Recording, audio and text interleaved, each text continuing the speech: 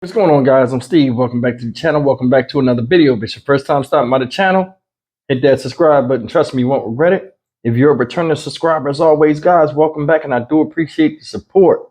Guys, listen, I seen this story when it first broke out, February of last year, 2023. I didn't do a video on it. I apologize. But anyway, the story I'm about to talk about is about this guy right here. Now, if you know this face, you remember the name. This guy right here is Keith Moses, now 19 years old. He was 18 last year around this time when this happened. This guy right here went on a shooting spree out of nowhere.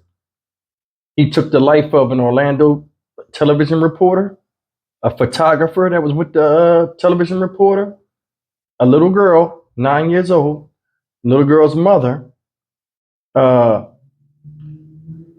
woman who's not named, and here's some of the ages of the people. Oh, they are named. Natasha Augustine, age 38. Dylan Lyons, age 24. Tiana Major, age 9. And I don't think it has the mother of Tiana Major, who also lost her life. Guys, this guy's been locked up. Today he made his first court appearance. They've been trying to give this guy a mental assessment, evaluation, everything. He has been uncooperative. Now, police caught him on the scene, and I got two videos to show you. They today in court, the judge deemed him fit for trial. And this guy has been doing everything he can to act like he's crazy, or they're thinking that he's crazy. He's belligerent. They can't get an assessment on this dude. We're going to play both of these videos and let you see him. Between each video, I'll talk a little bit. And then I'm going to come back and give you my full assessment of Mr. Keith Moses. And believe me, this man is not crazy. And there are a lot of kids coming up like him or want to be like him. Trust me. Check this out. Orange County deputies released some pretty intense body camera footage showing the arrest of the suspect accused in this deadly shooting spree. The sheriff says 19-year-old Keith Moses is a known gang member, although they don't believe this is gang related. And as West News' Anika Hope reports, Moses never cooperated with deputies, starting with the arrest. These are the chaotic moments when deputies arrested 19-year-old Keith Melvin Moses. It's hot, real hot. Orange County Sheriff John Menas says Moses, moments before, used a gun to end the life of a 9-year-old, Tiana Major. He was uncooperative, but the deputies were able to secure him at the scene. We recovered a Glock 40, a semi-automatic handgun from inside of his pants. That gun was still hot to the touch, meaning it had just been fired. Menas said just before that, he shot and killed journalist Dylan Lyons. Hours earlier, 38-year-old Natasha Augustine. Menas said Moses claimed to be injured and went to the hospital. There, he said he fought with hospital staff. Once deputies tried to interview him, Menas said he pretended to be asleep and physically resisted during the interview. Because Moses is not speaking to us, we're unable to determine a motive at this time. It is unclear why he shot the first victim. It's unclear why he targeted those folks in the news media, and it's unclear why he shot a 9-year-old and her mother.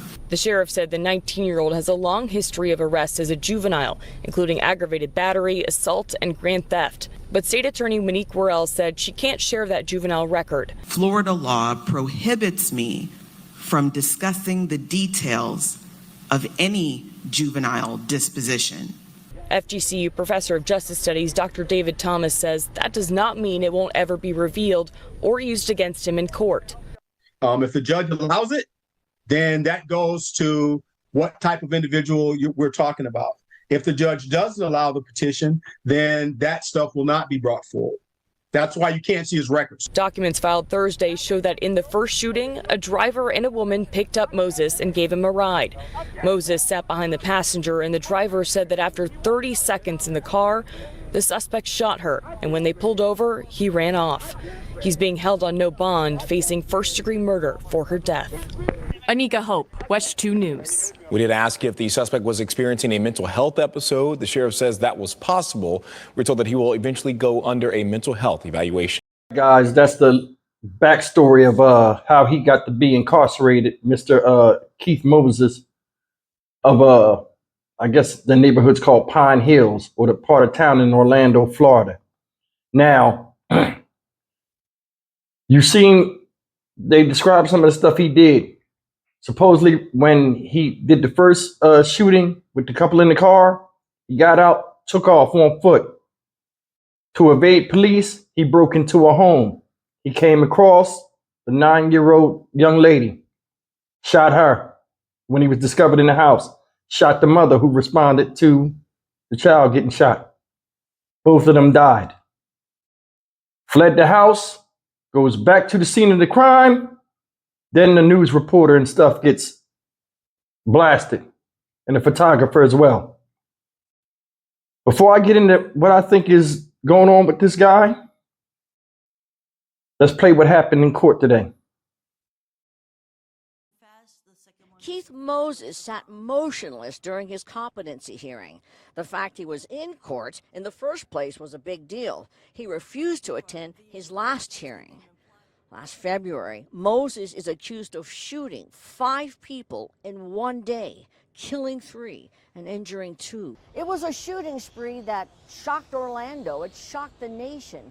One victim was a 9-year-old girl, the other a TV reporter. It started when Moses allegedly shot and killed a woman in Pine Hills. While law enforcement was searching for him, they say he wandered into the back door of a house, shot and killed 9-year-old Tiana Major, shot her mother, then went to the first crime scene, shot and killed Spectrum 13 reporter Dylan Lyons while he sat in his car, and shot the photographer he was working with. You would expect a score of around 50%. 2 psychologists testified for the state. Both said Moses was not cooperative. I repeatedly got a lot of I don't know and I don't remember answers. I would then inform him to please guess. He would say I don't know. The behavioral difficulties in school, which at one report it was 35 suspensions in one grade. So I diagnosed him with likely a pervasive pattern suggesting an antisocial feature, involvement with the legal system. The judge very quickly ruled that Moses is competent to stand trial. The entire hearing lasted less than 1 hour. All right, guys, let me read something to you real fast, a small article. It says, on Wednesday, at the time this happened, last February, that article is from this. It says, on Wednesday, authorities connected Moses to a series of shootings that took place in Orange County over the course of several hours. Deputies were first called to a shooting around 11 a.m. on Hialeah Street when they found 38-year-old Natasha Augustine suffering from a gunshot wound. Augustine later died as a result of her injuries. That's the lady that he was in the car with. After investigators left the scene, a crew from Spectrum News 13 parked outside the home where the homicide took place. Mina said a suspect identified as 19-year-old Keith Moses walked up to the news van and shot 21-year-old Dylan Lyons and a News 13 photojournalist. Lyons later died at a regional hospital in Orange County. Shortly after that, Mina said Moses walked to a home on Harrington Drive where he shot and killed a 9-year-old girl and injured the mother. The mother was rushed to an area hospital in critical condition. As of this report, authorities have not yet identified the motive of the shootings. And they still haven't identified the motive of the shootings because this guy has been nothing but belligerent and non-cooperative. Now, they're saying if they want to know if mental illness plays a role in it. I don't think it does. In fact, I'm damn sure it doesn't.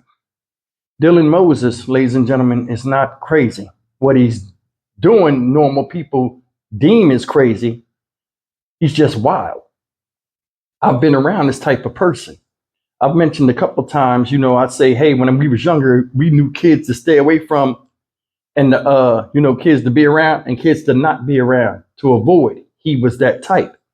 This is the type of dude, ladies and gentlemen, and a lot of men out there that grew up in urban areas know this is the type of man, the guy that'll come up on you, smile in your face, ask you for a favor, and then shoot you in your head next time he see you or when you turn your back. This is also the type of dude that when he walk up on you and stand around, when he looks around, you look around because a lot of times he done something to somebody and you ain't trying to be standing out there and somebody drive by and blow everybody up, including yourself. That has nothing to do with it. Menace to society. Playing GTA. Cops said when they caught him, the gun was still hot to the touch. He had just let that thing off. Not crazy. He's not talking. He already caught. I've seen people caught in jail. I ain't saying nothing. Let them figure everything out. And they will figure everything out. They talked about two psychologists tried to give an assessment to see if he was crazy or not, because they want to know if any punishment that they give out to him will be deemed acceptable. Also, to see if he was on his own mental recognizance when he did what he did. He not cooperating. It is what it is. This right here show another reason why I think parts of the inner workings of the justice system are stupid. It's funny how you can go and get a terrorist from another place, waterboard them, or do something crazy like that to extract information from them. A lot of times, you ain't even got to get the way you even touch them. You just show them what they in for, and they get to talking. And you got people over here that do heinous crimes, and people, when they examine them, want to study him. What made him do what he do? It don't fucking matter. Because you could ask that little girl. She don't care what he did. Because what he did to her. Or the mother. Or the lady in the car. Or the newscaster. Minding their business. Doing their job. Chilling in their house. And here come this person wanting to play GTA or whatever. Nobody's life matters, including his own. They arrested him. If you go look at the body cam, the cop pushed him down. When the cop pushed him down, there were other channels. Go look, there's other channels out here that was like, oh, police brutality. They didn't have to push him on the ground. Oh, they didn't even know what he did. And some of the people know what he did and still sticking to the story. We are silly people sometimes. We need to start calling out the BS that a lot of people do out here in society for what it is.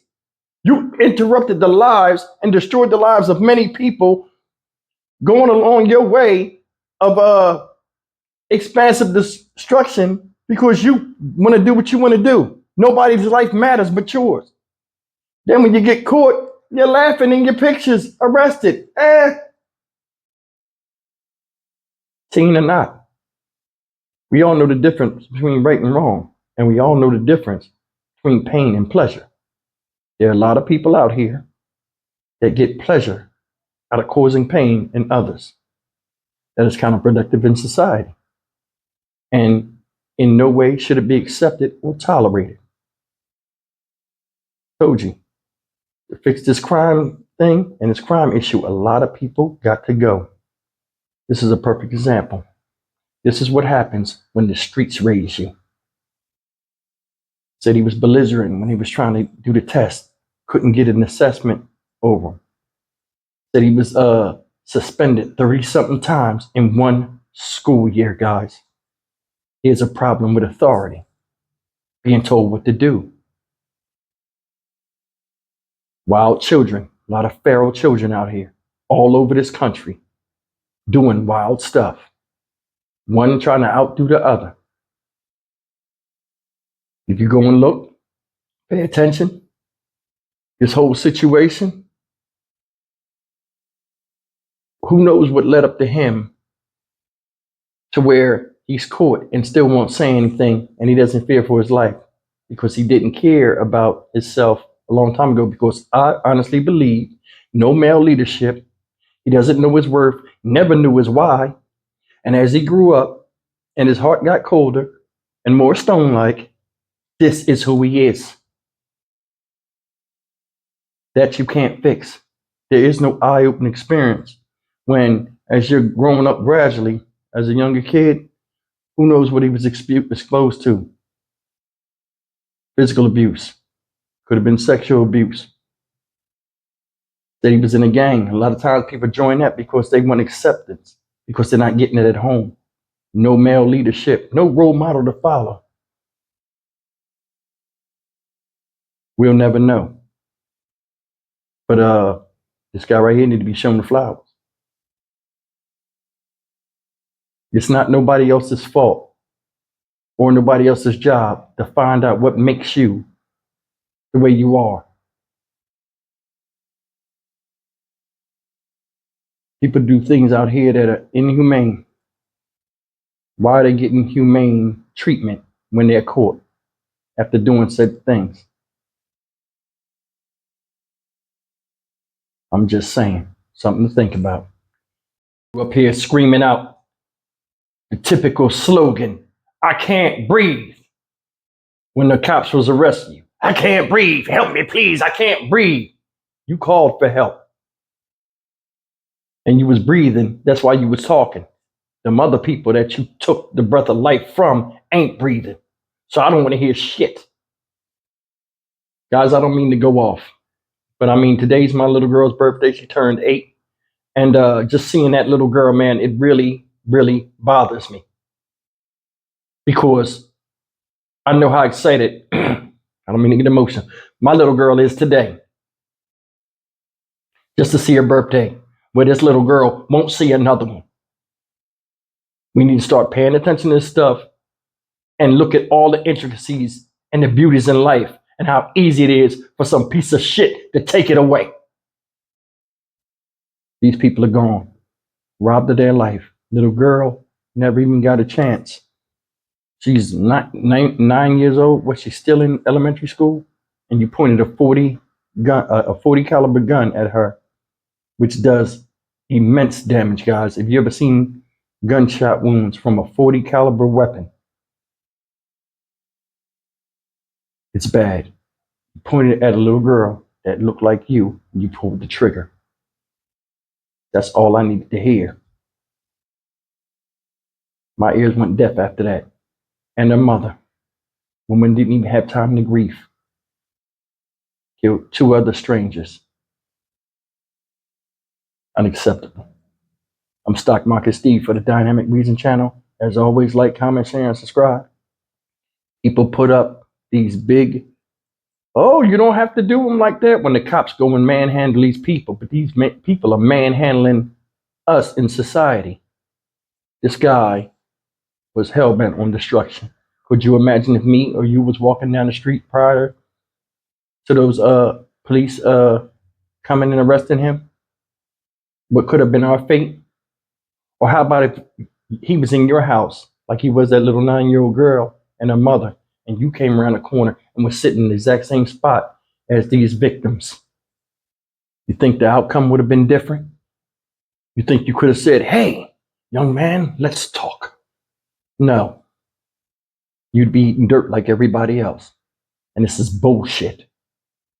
I'm tired of it, and I know a lot of other people are. We need to start saying F it and fixing it immediately. We need to change the laws. We need to push that these negative narratives will not be tolerated in society. And also, if you do this, the outcome will be that. And we need to change that outcome, because locking somebody up and giving them iPads, letting them watch TV, get commissary, still see women, and all of this stuff is not working. There's something called complacency, and everybody can get complacent. If you realize this is your last stop, but you're still breathing, a lot of people say, "Well, that's not a bad trade-off," while other people are gone that didn't do anything and deserve life more than you. See you in the next video. Take care.